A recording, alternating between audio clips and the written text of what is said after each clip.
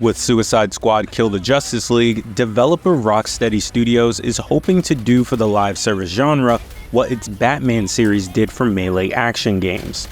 Batman Arkham Asylum set a standard for beatdown combat that has influenced plenty of developers since its release in 2009, and Batman Arkham City did the same for both large-scale fights and an open-world setting. Though Suicide Squad is pretty different, it's a co-op third-person shooter, Rocksteady looks to bring the same speed, fluidity, and grace in its combat to make something just as captivating as the Arkham games were. I spent about 5 hours playing an early portion of Suicide Squad at the hands-on event in Los Angeles and came away unsure if its mix of live game content, looter-shooter RPG systems, and shooter combat could capture lightning in a bottle the same way the Arkham games did.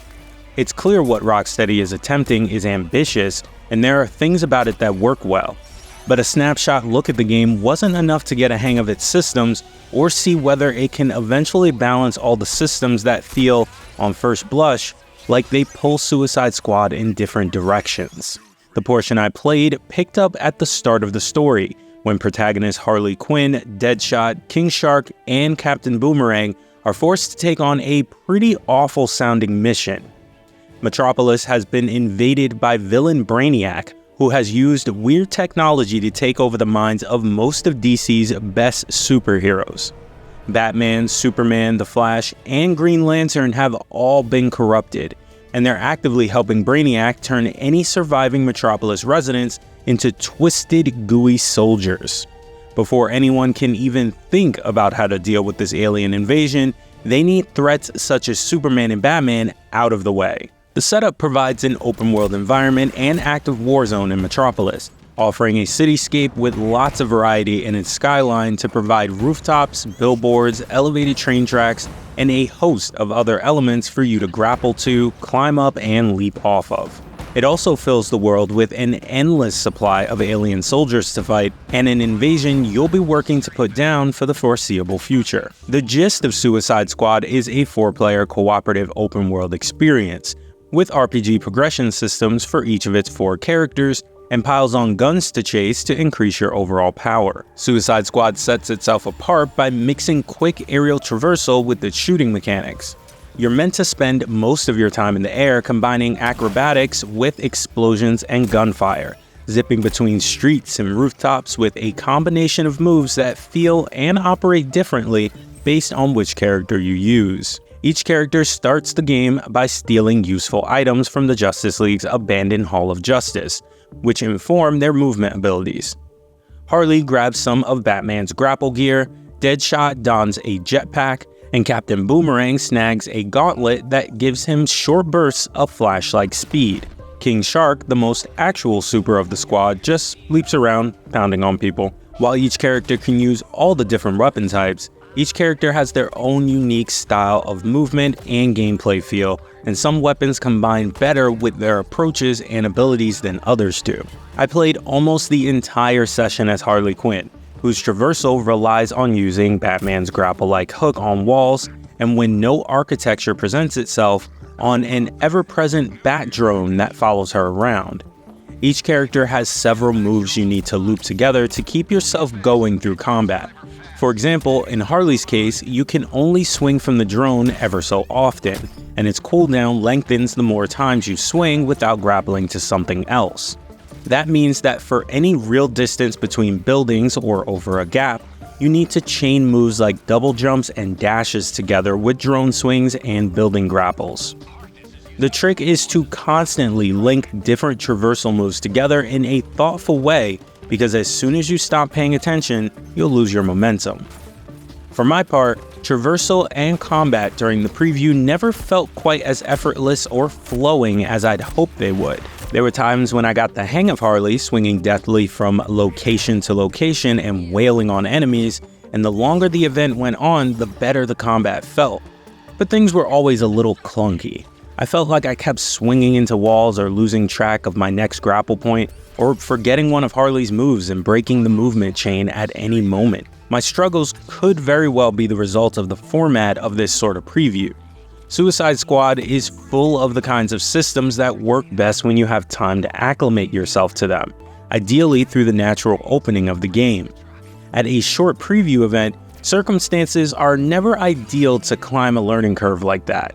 Though I eventually started to feel more comfortable with the traversal systems, I never got to the point where movement and combat felt quick and natural. Once you start to get the hang of how Suicide Squad is meant to be played though, combat can be frenetic and fun, especially when you take advantage of different build synergies. Each character has 3 skill trees you can progress down, along with the ability to respec them between missions without any cost.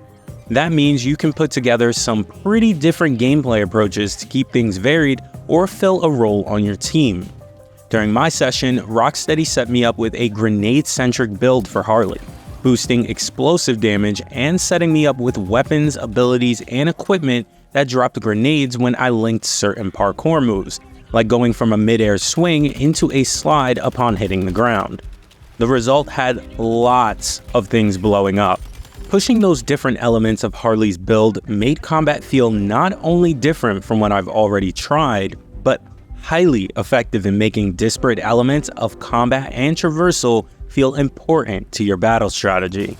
Now, I wasn't just trying to keep my swing smooth for efficient travel. I was hoping to make the most of the different moves for maximum carnage. Rocksteady said it wants the loot system to feature more meaningful choices than comparing how a gun might boost a few percentage points of this or that character stat. I only got a brief glimpse of how character builds will work in Suicide Squad, but my impression is that the systems allow for a lot of interesting customization that goes beyond the usual spreadsheet-style min-maxing. Loot shooters often have players finding and discarding a ton of guns they don't really need.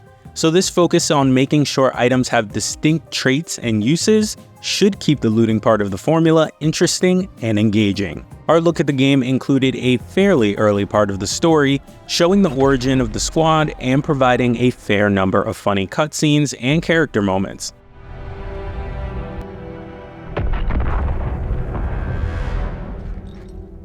I think he thinks we can hear him?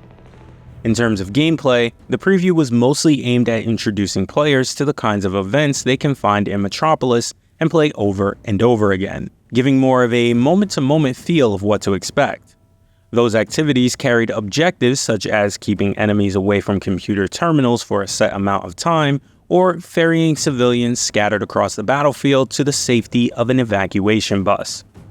These events and battles felt like the generic sort of missions you'd find in any looter shooter, especially in comparison to Suicide Squad's main story moments that are more akin to what Arkham fans are used to seeing. Though each mission had different objectives, they all had the same basic gist of battling waves of enemies while swinging back and forth between rooftops.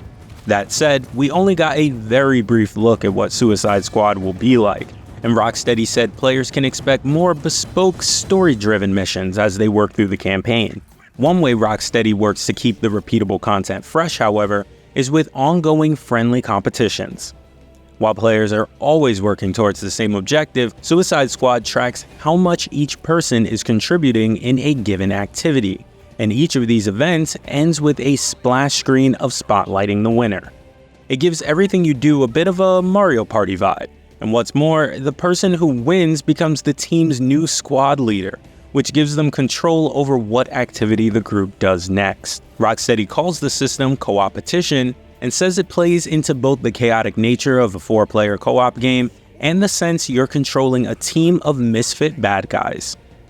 As you develop your characters, you'll get abilities that help you and your team work together, like knocking enemies into the air in slow motion so your teammates can land a big hit. But there are also elements like the ability to taunt rivals that expand on the competitive, villainous vibe. The combination gives you separate reasons to compete for the same goal. You want to cooperate to succeed, and you want to be the best competitor for bragging rights.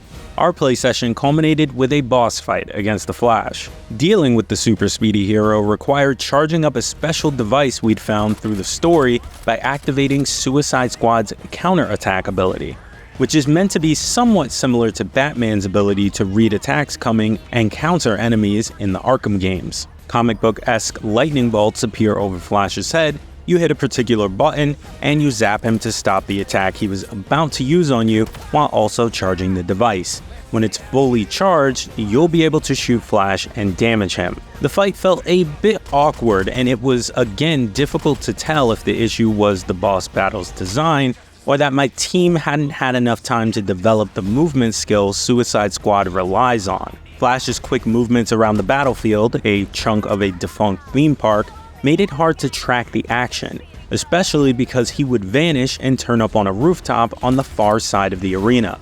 Flash would eventually speed around to create massive tornadoes that the team needed to dodge, but it was tough to tell where a lot of his attacks were coming from and when and why you were taking damage. We eventually beat him, but it was more about wearing the boss down and not the result of particular teamwork or strategy on our part.